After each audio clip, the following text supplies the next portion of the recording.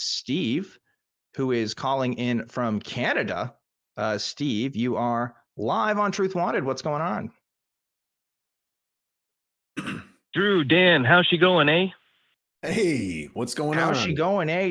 What do they say on Letterkenny? Like not much. What is that? I can't remember. It's been a minute since I watched Letterkenny. I don't know. Yeah. You know what? I don't watch it. That's the funny thing, even though I'm from Canada. Drew would know me better as Ironside from Recovering from Religion. Yes. That's the Steve I was wondering. Yes. Hello, sir. Uh-oh. We got the cameo appearance on the show. Going good, Steve. What do you want to talk to us about today? Director from Recovering from Religion. Well, I did want to talk to you about time travel because I thought, you do like to talk about cool things once in a while when it comes to, different things that are not religious based. But I do want to say thank you for the shout out earlier, Drew, for the musical instruments guy there with the RFR shout out. I do also just want to do a shameless plug for yourself, Drew. A book called The Rise and Fall of Faith is a really good place to start if anyone is interested in finding out, how you can create common ground between people of different belief systems. Wow. Well, I would not disagree. I am partial to The Rise and Fall of Faith. Damn, we're getting unapproved solicitation here. That's crazy. I'll allow it. It's fine.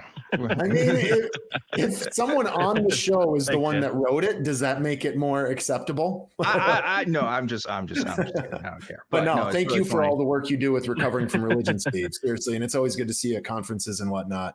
Yes, and we absolutely advocate that folks go check out Recovering from Religion. Absolutely. We love plugging Recovering from Religion. Amazing organization. But anyway, Steve, time travel, you got me piqued. You got me curious. What about time travel specifically here? Well, Drew probably knows this from Facebook, but my son just recently found out about Back to the Future, and he's 7 years old. So we watched the first one 2 nights ago, and then tonight actually we watched number 2.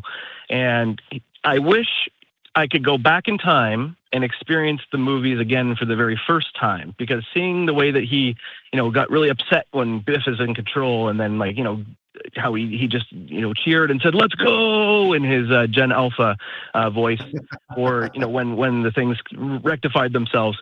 And now he's like on a cliffhanger for the third one. So I saw this meme a while ago where, I don't know, and I thought I would ask 2 non-experts as well, since I'm a non-expert on time travel. But to me, when I saw this meme a long time ago, it showed, some like Marty going back to the past, and all of a sudden he's in the middle of space because Earth is no longer in the place that it was at that time period. And I'm just wondering, do you guys think that would happen, or do you think time and space are intertwined, or what do you think would happen there? Oh man, I love this idea of what do you think of this hypothetical that may or may not even be a feature of reality? Yeah, I don't know. There's so much different philosophical interpretations of time, right? There's A theory of time and B theory of time, right? There's also paradoxes, like grandpa paradox or whatever. So I don't know. I have no idea. It's kind of unfathomable to me. I know there's definitely physicists that definitely believe that some form of time dilation, at least, or something is possible, but that's really beyond my skill scope. And not only am I not a psychologist, I'm not a physicist or really a learned individual in any meaningful capacity. So I don't know.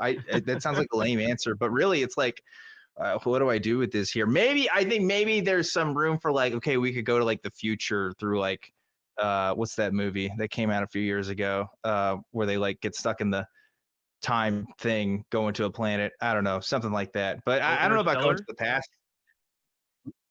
What's the one with I can't remember. Hold on, I'm gonna Google it. Interstellar? Interstellar. Thank you. Interstellar. Okay. Yeah, I remember in Interstellar where they're like, okay, we gotta do this thing on this planet, and they messed up. It's like that just cost us 31 years or something. Yeah. Maybe something like that. That seems like plausible. And the cool thing is, if you hear the drums and the music on that, and apparently every drum beat is an hour or something like that. So it's like every drum beat in the song is an hour, or it's a day or something like that. And yeah, it's really neat how they did that. I love that movie.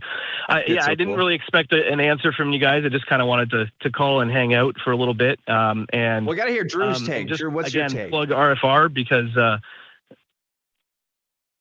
you do great work. Yeah. No, I want to hear Drew's take on this first as well. My contribution. So I'm not sure about the time-space continuum and all of these things. However, I have heard that the film that nails, because you watch all these films, Back to the Future is just one of many, where it's like, well, wait a minute, is that how it would actually work if time travel was real? Because wouldn't it already be that way the first time? Like, how do you change it? Otherwise, whatever. I have been told that the only flawless movie in terms of its representation of that is a movie. It's a film, I believe, a Spanish film called what is it? I just had to pull it. Time Crimes. That's the English translation of it. Brilliant film. I would tell you why, but it's kind of a spoiler because you find out at the end. But it truly is unlike any other time travel movie I've ever seen. Time Crimes. So maybe check that out. Cool. Okay, I'll have to look that up. Yeah, there is a movie. Absolutely. Awesome. That I really want to see, that I've heard about this. I've talked about this on another stream. It's called, have you heard of this? It is Assassin 33 AD. Have you heard about this? I don't think I have. No. Okay, I've never heard of it. This is a movie about a group of scientists that create a time machine and the time machine is being used by extremists to kill Jesus. And so there's one group of people that's trying to kill Jesus, and another group of people that's trying to stop the killing of Jesus so that he can live out the death he's supposed to live and save people and stuff. Like a Terminator. It sounds like an amazing plot, and I'm pretty sure it is like a Christian movie, and I want to see it, but I haven't seen it yet. So that's what that made me think of. Wow, that's so funny.